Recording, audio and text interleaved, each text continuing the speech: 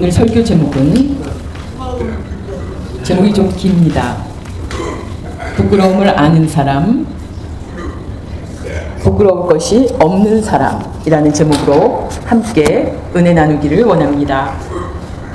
단어가 비슷해서 헷갈릴 것 같은데 아주 뜻이 다릅니다. 더 자세히 말씀드리겠습니다. 부끄러움은 언제 시작됐을까요? 어디서부터? 아담과 하와부터 시작되었습니다. 하나님께서 우리 인간을 지으실 때 옷을 입지 않았습니다. 부끄러움을 몰랐습니다. 그저 자연스럽게 살았는데 부끄러움이 시작되었습니다. 선악과를 먹지 말라고 하셨는데 그것을 거역함으로 선악과를 먹은 후에, 전에는 옷을 입지 않아도 부끄러움을 몰랐었는데 선악과를 먹은 후 자신이 옷을 입지 않았다는 것이 부끄러움을 깨닫게 되었습니다.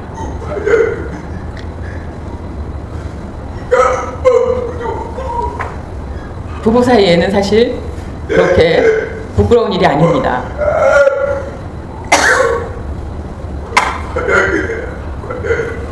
그런데 이거는 죄의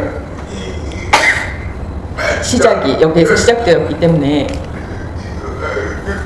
죄를 범하지 않았을 때는 잘 몰랐다가 죄를 범하니까 양심이 깨어서 알게 되는 것입니다. 양심의 소리, 창세기 3장 10절에서 11절 상반절 말씀. 내가 동산에서 하나님의 소리를 듣고 내가 벗었으므로 두려워하여 숨었나이다. 이르시되 누가 너의 벗었음을 내게 알렸느냐. 이 의미는 아담과 하와가 숨었기 때문에 하나님께서 찾으셨습니다. 제가 벗어서 부끄러워서 숨었습니다. 벗었으므로 두려워하였다고 설명합니다. 벗었기 때문에 두렵다는 것은 그 안에 부끄러움이 포함되어 있다는 뜻입니다. 하나님을 바로 볼 수가 없었습니다. 누가 너의 벗었음을 내게 알렸느냐? 하나님께서 물으셨습니다. 우리가 세상 살면서 아주 잔혹한 범죄를 지은 사람들이 감옥에 갑니다. 그때 얼굴을 가립니다. 코로나 때 아마 마스크를 이렇게 썼는데, 코로나가 없었으면 얼굴이 드러나니까 사람들이 쳐다보면 너무나 부끄러워서, 그래서 얼굴을 뻣뻣하게 드는 사람이 없습니다. 꼭 이것저것으로 얼굴을 가리게 됩니다. 그것은 아담과 하와의 죄와 관계가 있다는 것을 알 수 있습니다.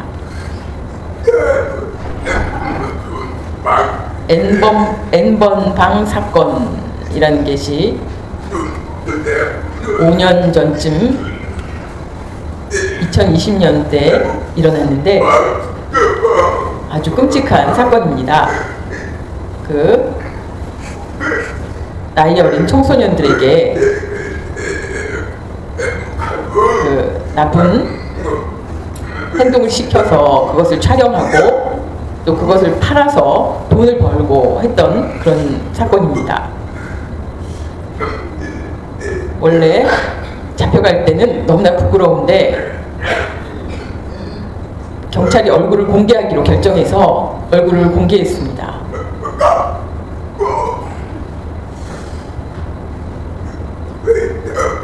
우리나라 사회 안에 정말로 아주 끔찍한 범죄입니다. 전보다 점점 성범죄가 늘어나고 있고, 문제는 사법부에서 이런 성범죄에 대해서 무거운 징벌을 내려면 두려워할 텐데 솜방망이 같은 처벌을 내리니까 더 이런 성범죄들이 자꾸 일어나고 있습니다. 그런 끔찍한 범죄들을 볼 때 사람이 아닌 것 같습니다. 괴물처럼 느껴집니다. 부끄러움과 유사한 단어들이 여러 개가 있습니다. 창피하다, 수치스럽다, 민망하다. 다 부끄러움이 포함된 의미를 가지고 있습니다. 쪽팔리다 이런 말도 사람들이 사용하고,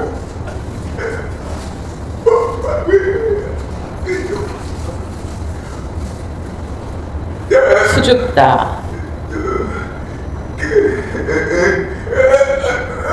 예전에 우리 어르신들은 이성을 볼 때 수줍어 했습니다. 쑥스럽다, 얼굴이 빨갛게 변하기도 하고, 또 체면이 깎이다, 부끄럽다는 뜻입니다. 치사하다, 부끄러운 일이다 라는 뜻이고, 염치, 또 낯뜨겁다,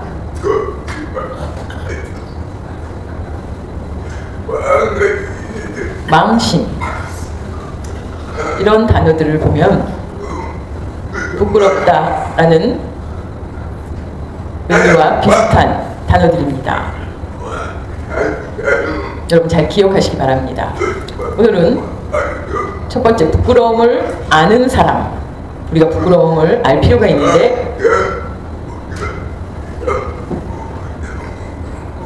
부끄러움을 아는 사람이 참 그리스도인이라고 말할 수 있습니다. 부끄러움을 안다는 것은 양심이 살아있다는 뜻입니다. 양심과 관계가 있습니다. 그런데 부끄러움을 모르는 것은 양심이 없다는 뜻입니다. 양심이 있다 없다는 부끄러움과 관계가 있습니다.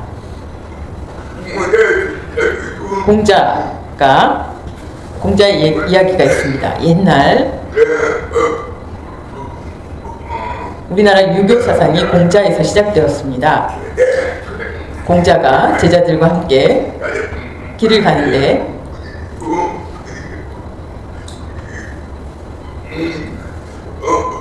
어떤 남자가 풀숲에 앉아서 큰 일을 보고 있었습니다. 그리고는 그 사람이 가니까 그 사람을 불러오라고 제자들에게 시켰습니다. 선생님이 불러오랍니다. 그래서 공자가 그 사람을 만나서 길 옆에 볼일을 보다니 그러면서 야단쳤습니다. 이 남자가 부끄러워하면서 돌아갔습니다. 또 길을 가는데 또 어떤 남자가 길 가운데에 큰일을 봅니다. 공자가 더 화를 내고 그를 야단칠 것 같았는데 제자들하고 그것을 피해서 걸어갑니다. 제자들이 이상해서 스승님께 물었습니다. 아니, 아까는 길 가해에 풀숲에 볼일 본 사람은 막 야단치더니 왜 이렇게 길 한가운데 볼일 본 사람은 야단을 안 치십니까? 아까보다 더 심하게 야단치셔야 되는 것 아닙니까? 그렇게 물었습니다. 공자가 그때 이야기합니다. 길가 풀숲에서 볼일 보는 사람은 양심이 있는 사람이라서 좀 가르치면 나아질 수 있지만 길 가운데 볼일 보는 사람은 가르쳐도 소용이 없다. 이렇게 대답했습니다. 정말로 양심이 없는 사람이기 때문에 고쳐도 소용이 없다. 고칠 필요가 없다. 이렇게 얘기하고 피해서 갔습니다. 또 맹자가 이야기했습니다. 공자의 제자 되는 사람입니다. 맹자는 유명한 말을 했습니다. 맹자하고 관련된 맹모 삼천지교라는 말이 우리가 잘 알고 있습니다. 어릴 때 맹자가 하는 행동을 보고 집을 3번 옮겨서 교육을 위해서 집을 3번 옮겼다는 훌륭한 어머니의 이야기가 있습니다.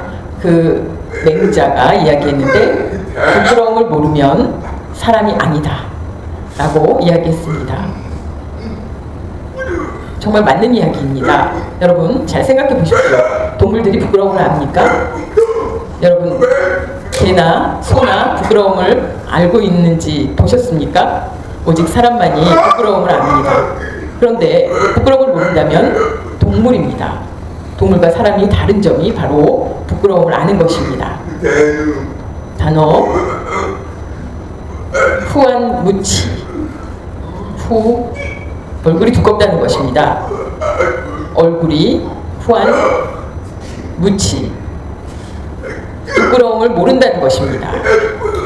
부끄러움을 모르는 사람을 후안무치라고 부릅니다. 그런 사람들이 많습니다. 또 아래 단어 비슷한 뜻인데 철면피. 아주 쇠로 된 피부를 가진 얼굴. 그런 사람을 이제 부끄러움을 모르는 사람을 이렇게 부르기도 합니다. 또 뻔뻔스럽다. 요즘 정치인들이 이런 모습입니다. 후안무치, 철면피, 뻔뻔한 모습. 이런 정치인들이 많이 있습니다. 국회에서 또 높은 정치인들이 정말 부끄러움을 모르는 사람들이 많습니다. 아마 여러분 잘 생각해 보십시오. 얼마 전에 여자 젊은 배우가 자살했습니다. 음주운전으로 그 전압기를 충격해가지고 사고를 냈습니다. 그래서 손해배상을 다 해줬습니다. 또 영화배우 일이 그로 인해서 다 끊겼습니다. 그래서 고민하다가 벌이도 줄어들고 자연히 살 희망을 잃었습니다. 음주운전 때문에 그렇게 자살했는데 국회의원 가운데는 음주운전을 많이 했는데도 여전히 부끄러움을 모르는 사람들이 많이 있습니다. 그리고 정치를 하고 있습니다. 그런 음주운전 같은 범죄를 하지 않는 사람들이 정치인이 되어야 하는데 그런 것을 보면 정말로 많이 부패했습니다. 우리가 그런데 정치인들을 비난할 자격이 있는가? 우리 자신을 돌아보시기 바랍니다. 우리도 부끄러운 일이 많이 있습니다. 아닙니까? 저도 하나님 앞에 부끄러운 일이 많이 있습니다. 부끄러움에 대해서 살펴보겠습니다. 20년 전에 광주 농아학교에서 있었던 일입니다. 여학생을 성폭행한 일이 세상에 알려졌습니다.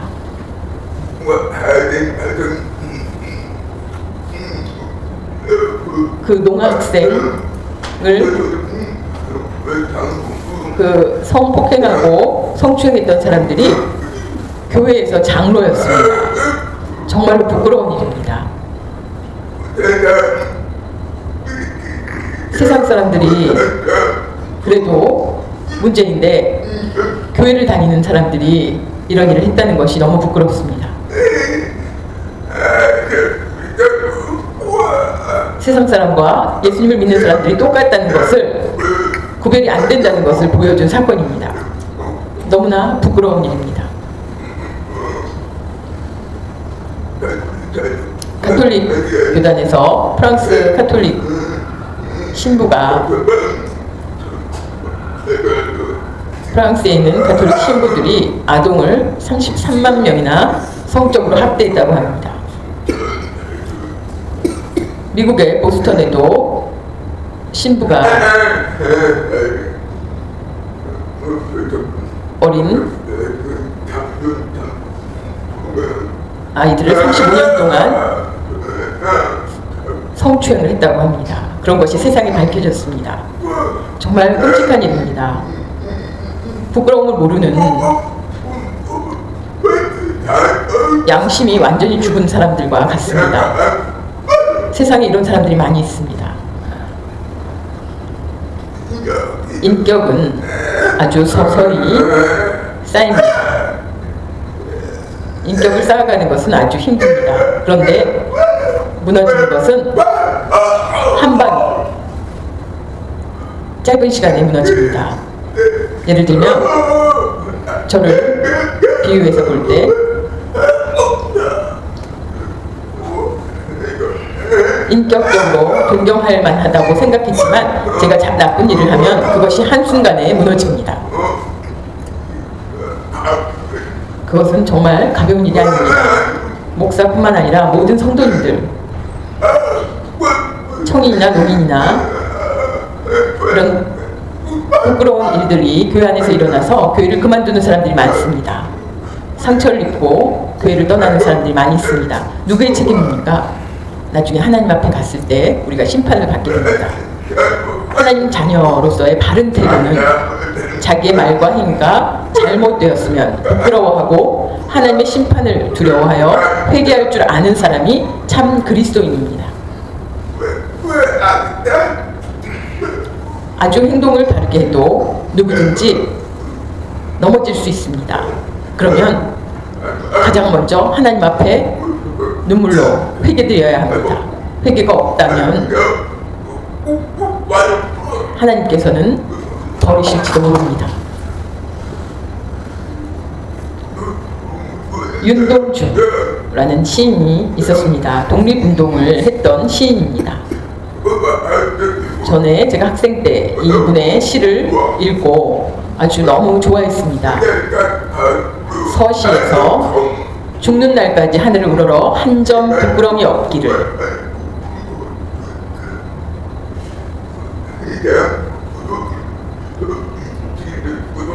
독립운동을 하다가 젊은 나이에 27세에 죽었습니다. 일본 형사가 회유했지만 나는 한국 사람이고 한국의 독립이 필요하다고 얘기했습니다. 유명한 시인입니다. 서시의 한 구절입니다. 이처럼 예수님을 믿는 우리는 하나님 앞에 정말 진실하고 하나님을 두려워하는 마음으로 신앙생활을 해야 합니다. 하나님을 바라볼 때 부끄러움이 많으면 어떻게 되겠습니까? 우리가 주님을 만나기 어렵습니다. 우리가 확실히 구별해야 할 것은 부끄러움이 필요 없다는 것과 부끄러움이 필요하다는 것, 잘 구별해야 합니다.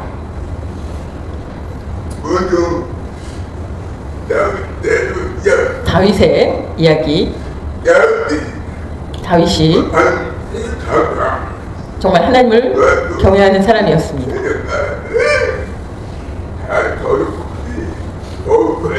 법궤를 빼앗겼는데, 유대인들의 법궤를 빼앗겼는데 제사장 아들의 그 좋지 못한 행동으로 법궤를 빼앗겼습니다. 그 법궤가 놓인 곳에 우상들이 다 무너지고 쓰러지니까 법궤를 다시 유대인들에게 돌려주기로 합니다. 그때 유대인들이 법궤에 대해서 그 법을 잘 따라야 하는데 법궤가 기울어지자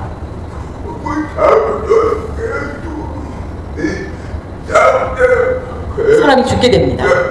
다윗은 그 법궤를 빨리 가지고 오고 싶었습니다. 그래서 법궤를 드디어 다시 가져오게 되는데 너무 기뻐서 춤을 춥니다. 다윗의 모습과 그 아내 미갈, 사울의 딸인 미갈이 진짜 정략적인 결혼을 했는데 그 다윗이 춤을 추는 모습을 보고 미갈이 왕이 위험이 없이 아이처럼 그렇게 춤을 추다니 하면서 비난했습니다. 사무엘하 6장 16절 여호와의 괴가 다윗 성으로 들어올 때 사울의 딸 미갈이 창으로 내다보다가 다윗 왕이 여호와 앞에서 뛰놀며 춤추는 것을 보고 심중에 그를 업신여기니라. 아멘. 그 다윗을 업신여긴 그 마음,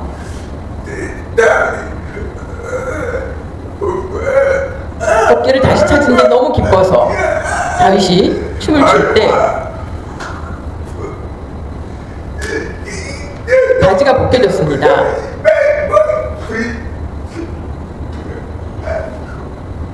그래서 업신여겼다는, 더 부끄러워했다는 이야기도 있습니다.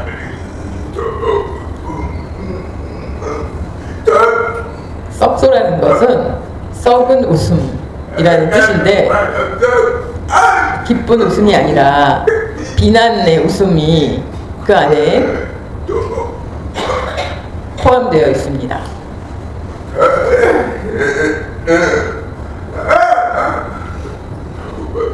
성경을 읽어보겠습니다.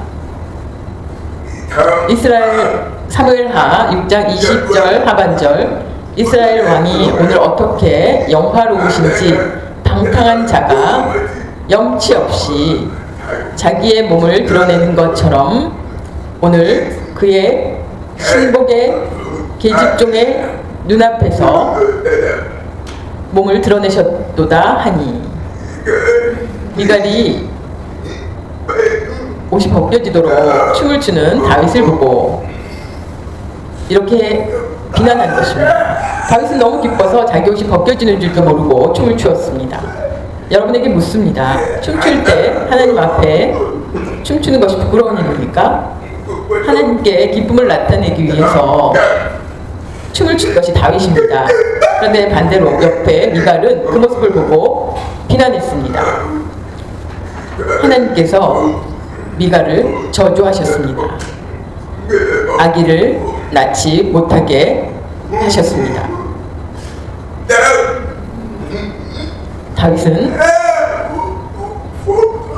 다윗이 춤추는 것은 너무 기뻐서 우리가 그런 부끄러움, 미갈이 얘기한 부끄러움과는 구별되어야 합니다. 가난은 부끄러운 일입니까? 아닙니다. 게으름을 부끄러워해야 합니다. 부자가 부끄러운 일입니까?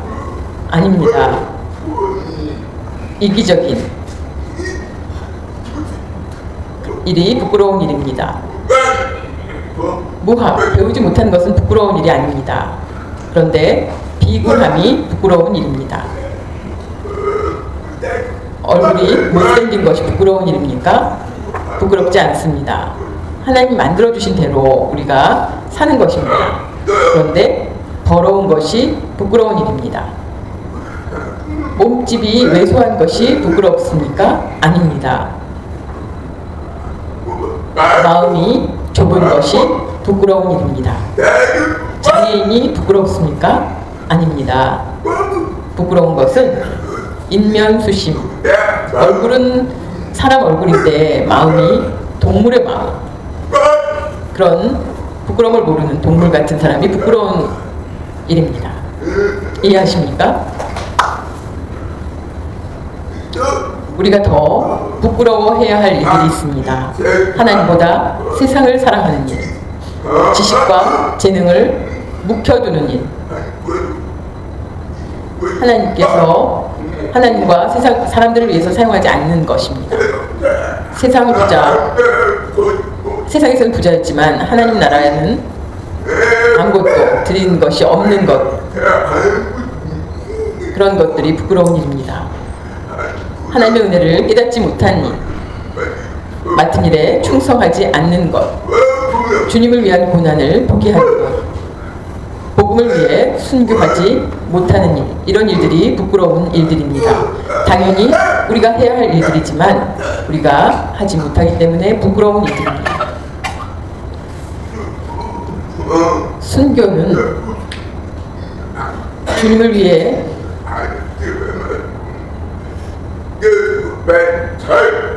죽어야만 순교가 아니고 예수님 말씀을 따르며 믿음을 잘 지키고 내가 예수님 믿는 것을 부끄러워하지 않는 것이 순교의 신앙입니다. 내가 예수님을 믿는다는 것, 담대히 다른 사람에게 이야기하는 것입니다. 그것이 순교의 신앙입니다. 그것이 순교의 바른 뜻입니다. 두 번째, 하나님 앞에서 범죄하고 부끄러운 일을 회개해야 합니다. 우리 그리스도인의 삶은 믿음 없었을 때 이후 예수님을 영접한 후에는 회개의 삶으로 시작하고 또 회개의 삶으로 지속되며 회개의 삶으로 마무리해야 합니다. 그런데 정말 이 회개의 삶이 가장 중요하다는 것입니다. 회개를 소홀히 하고 없어도 된다고 생각하면 곤란합니다. 우리 그리스도인이 일생에 가장 먼저 보물처럼 귀하게 생각하는 것이 회개의 삶입니다.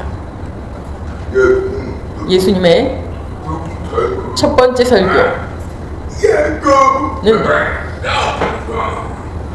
마태복음 4장 17절 말씀에 있습니다. 이때부터 예수께서 비로소 전파에 이르시되 회개하라 천국이 가까이 왔느니라 하시더라. 아멘.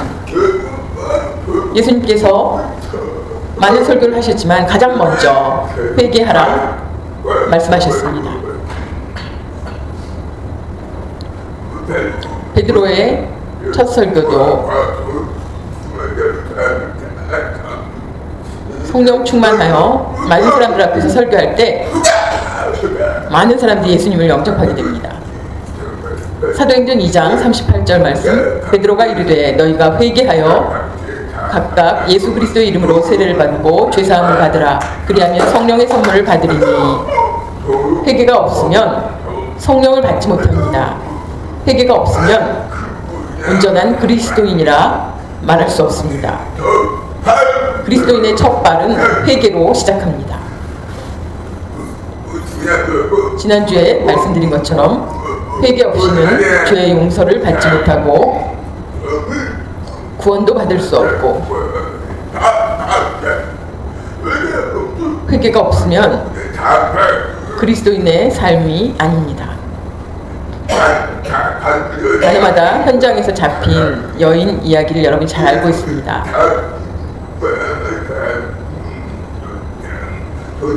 가늠한 여자를 잡아다가 현장에서 잡힌 여인을 어떻게 할 것인지 예수님께 묻습니다.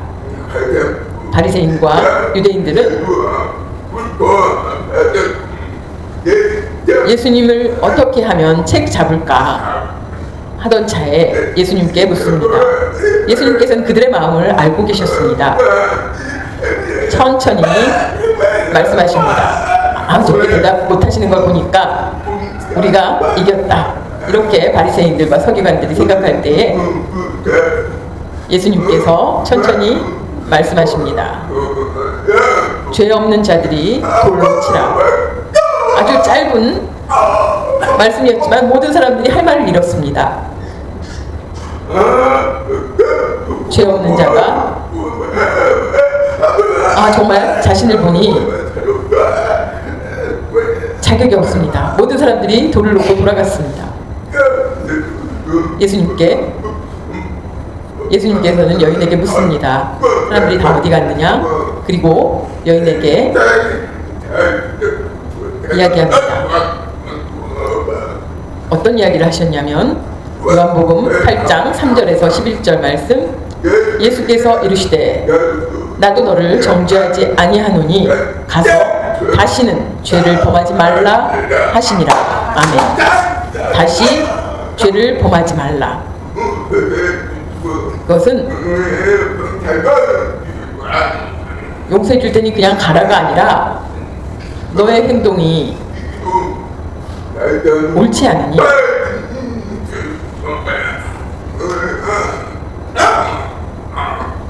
그런 행동을 다시 하지는 말라고 말씀하십니다. 회개 없이는 죄를 용서받을 수 없습니다. 다윗과 솔로몬의 차이에 대해서 우리가 배웠습니다. 솔로몬은 정말로 영화로운 왕이었지만 말년에 이렇게 뚝 떨어집니다. 귀한 것은 회개가 빠졌기 때문입니다. 다윗은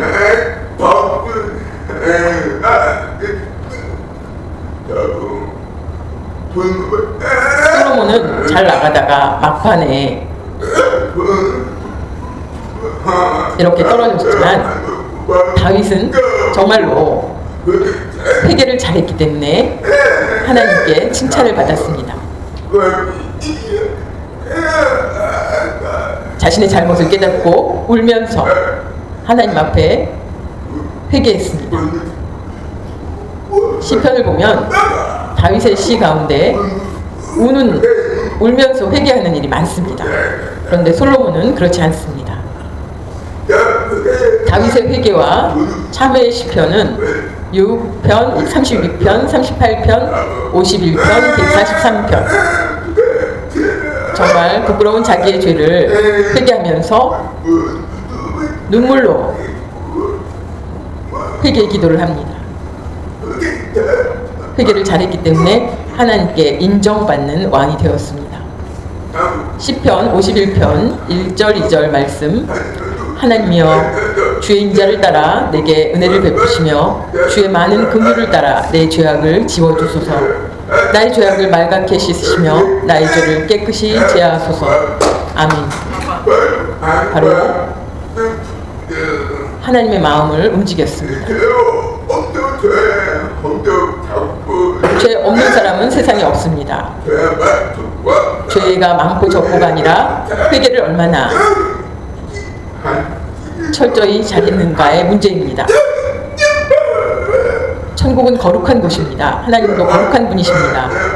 그런데 우리가 죄를 가지고 천국에 갈 수 없습니다. 그러나 하나님의 사랑 때문에 우리를 구원해 주셨는데 우리는 늘 예수님의 보혈로 우리의 죄를 깨끗이 씻어야 합니다.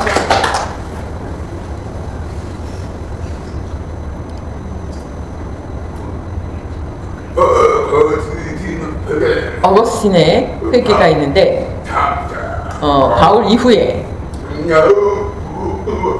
유명한 교부입니다.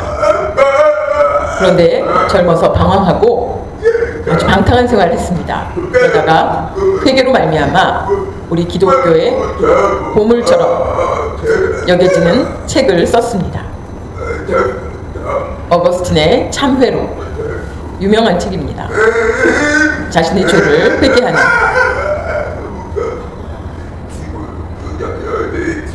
시골 10살 때 시골길에서 배가 있는데 배나무가 있는데 그 배를 따다가 돼지에게 주었다. 그래서 주인이 화를 엄청 냈습니다. 또 여자를 좋아해서 같이 방탕한 생활을 하고 이랬던 그런 젊은 시절에 그런 것을 모두 회개합니다. 어머니가 15년 동안 이 아들을 위해서 기도했습니다. 로마서 13장 13절 말씀이 길 가다가 그 말씀이 자기의 마음을 찔렀습니다. 그래서 다시 집으로 돌아가 완전히 바뀐 삶을 살게 됩니다. 회개로 말미암아 이렇게 훌륭한 교부가 되었습니다. 우리가 회개하면 훌륭한 사람이 됩니다. 우리가 회개하지 않으면 우리는 버려질지도 모릅니다. 우리나라 믿음의 선배들, 믿음의 선구자들 많이 있습니다. 그들도 회개 때문에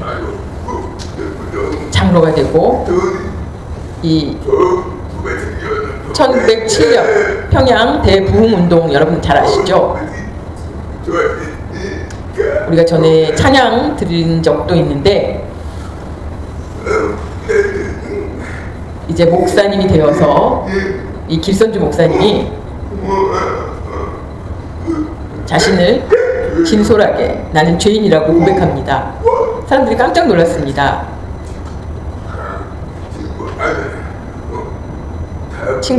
친구 아내를 잘 부탁한다 그러면서 재산을 얼마 맡겼는데 자기가 그것을 임의로 사용했다는 것을 회개합니다. 그리고 그 친구 아내에게 맡긴 것을 다 전해주었습니다. 그런 일을 사람들이 보고는 서로 다 연이어서 회개를 시작하고 그것이 평양 대부흥운동이 되었습니다. 감리교회는 원산 하지 선교사로부터 시작되었습니다. 이 대부흥운동이 전국을 휩쓸었고 그래서 우리나라가 하나님의 축복을 받았습니다. 교회가 전국에 이 대부흥운동으로 말미암아 많이 늘어났습니다. 우리도 그 회개운동을 실천해야 합니다. 또 이 김익두 목사님은 깡패였습니다. 유명한. 그런데 시장에서 돈을 주지 않으면 막 펼쳐진 좌판을 다 엎어버리는 그런 무서운 깡패였습니다. 그런데 어느 날 성경을 가지고 나타납니다.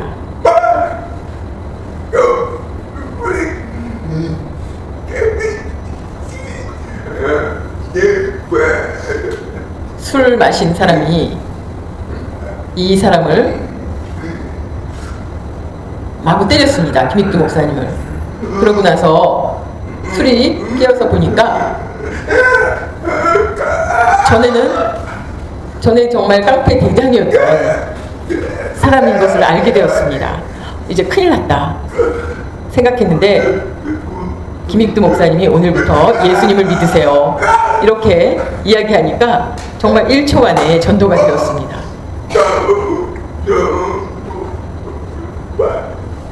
우리들도 이렇게 완전히 변하는 게 가능합니다.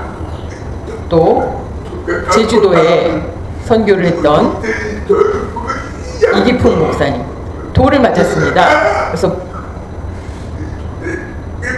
피를 흘렸는데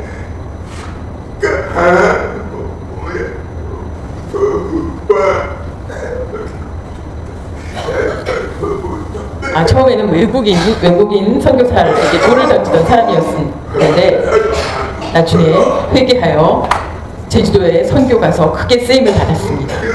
세 번째, 부끄러울 것이 없는 신앙생활을 우리가 해야 합니다.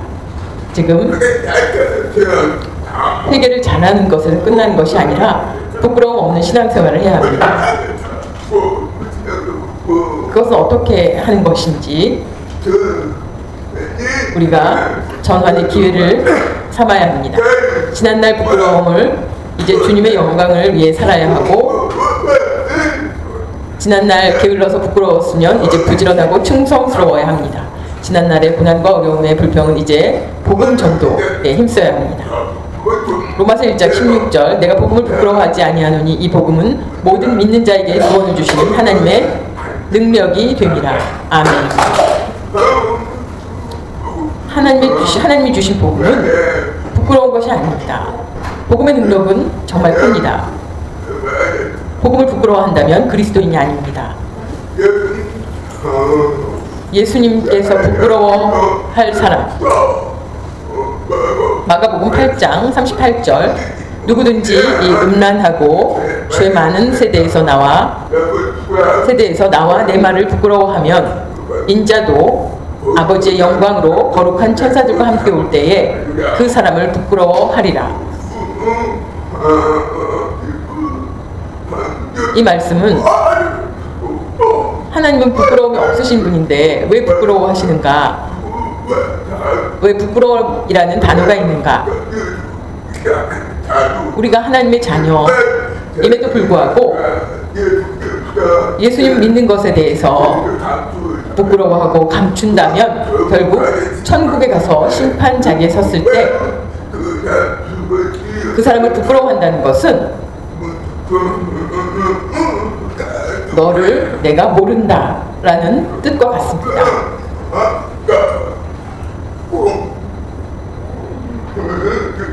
그 부끄러움이라는 단어 안에는 나와 너는 상관이 없다 라는 의미가 달려 있습니다.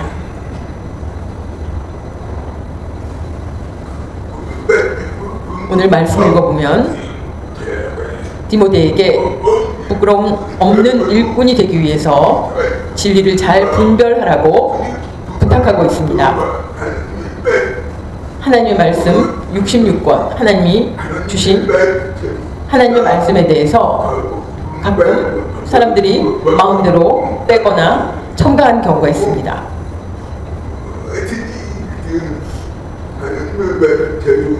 진리는 하나님에 대해서 하나님 말씀인 진리를 마음대로 해석하는 이단들이 있습니다.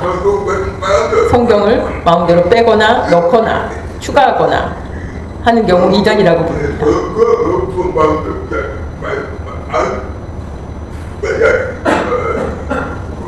그래서 그들을 사입이라고 부릅니다. 이단이 이렇게 많습니다. 청인교회뿐만 아니라 농아교회에도 이단들이 많이 있습니다. 믿지 않는 사람보다 믿는 사람들을 유혹하는 경우가 많습니다. 우리들 입장에서는 내가 그 사람들을 이길 수 있다 이렇게 생각하시지 마십시오. 그 이단들이 보통 사람들이 아닙니다. 그 사람들하고 멀리 하십시오.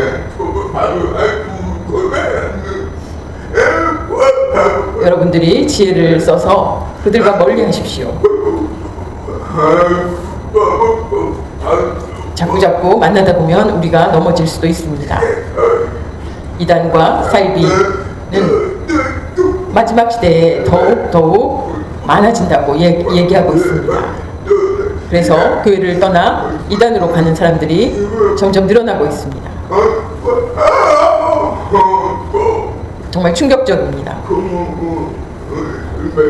여러분들이 정신 차리고 이단을 경계해야 합니다. 아까 읽은 말씀 디모데후서 2장 15절 말씀, 너는 진리의 말씀을 옳게 분별하며 부끄러울 것이 없는 일꾼으로 인정된 자로 자신을 하나님 앞에 드리기를 힘쓰라. 아멘. 하나님 앞에 부끄러움 없는 일꾼, 진리를 바르게 분별하고 서서 지혜를 모두 우리도 가질 필요가 있습니다. 디모데후서 2장 20절, 21절 말씀, 그릇이 있는데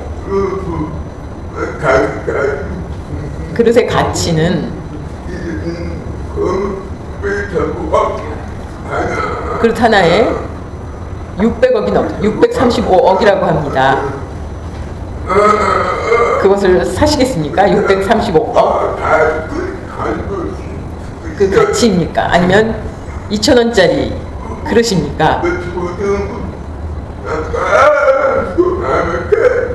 비싼 것이 중요합니까? 깨끗한 것이 중요합니까?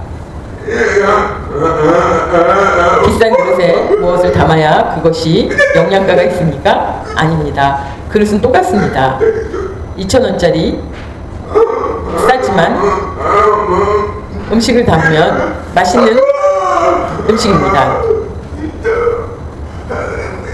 하나님의 입장에서는 깨끗한 그릇, 싸도 깨끗한 그릇,